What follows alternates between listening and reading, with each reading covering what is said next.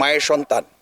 আমার মা আমাকে জন্ম দিয়েছে, সেই জন্ম দেওয়ার সময়টাতে তার কিন্তু অনেক কষ্ট আমার জন্য করতে হয়েছে। আমি মনে করি আমরা যদি আমি সন্তানের বাবা, আমি মনে করি যদি এই ফিলিংসটা আমাদের কাজ করে যে আমার সন্তান, আমি আমার মার সাথে যে আচরণ করব, আমার মার জন্য যা করবো আমার সন্তান আমার জন্য তা করবে, এই জায়গাগুলিতে আমি মনে করি যে পারিবারিক শিক্ষা এবং নৈতিক শিক্ষার খুব প্রয়োজন।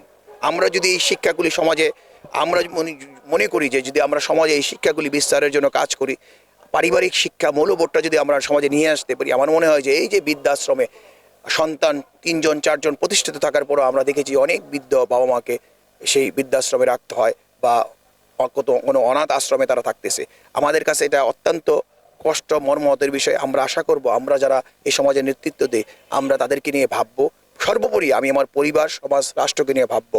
আমরা যদি এই মৌলবাদটার জায়গার থেকে আমরা এক হতে পারি যে আমার সন্তান আমার কাছে যেমন, আমার মা আমার কাছে এমন, আমি যদি এই মৌলবোধের শিক্ষাটা আমার ভিতরে নিয়ে আসতে পারি, আমার মনে হয় যে প্রত্যেকটি পরিবার আমাদের সুখী একটি পরিবার হিসাবে বাংলাদেশে গড়ে উঠবে। এবং আমরা মনে করি যে পৃথিবীতে আমাদের কোরআনে কিন্তু আছে যে আমাদের পৃথিবীতে সর্বোচ্চ স্থানে আমাদের বাবা মা।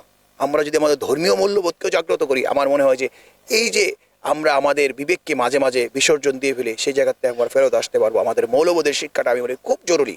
এজন্য আমরা কোরআন হাদিসের আলোকে বাবা মার যে প্রতি যে কর্তব্যগুলি, দায়িত্বগুলি, সেগুলি যাতে আমরা সকলেই সচেতনভাবে সঠিকভাবে পালন করি, আমার মনে হয় যে এটা অনেকাংশে হ্রাস হবে। আর কাউকে বৃদ্ধাশ্রমে থাকতে হবে না। এইটাই হচ্ছে আমার আমাদের আমাদের আমরা মনে করি যে আমরা এগুলি নিয়েও কাজ করবো ইনশাল্লাহ।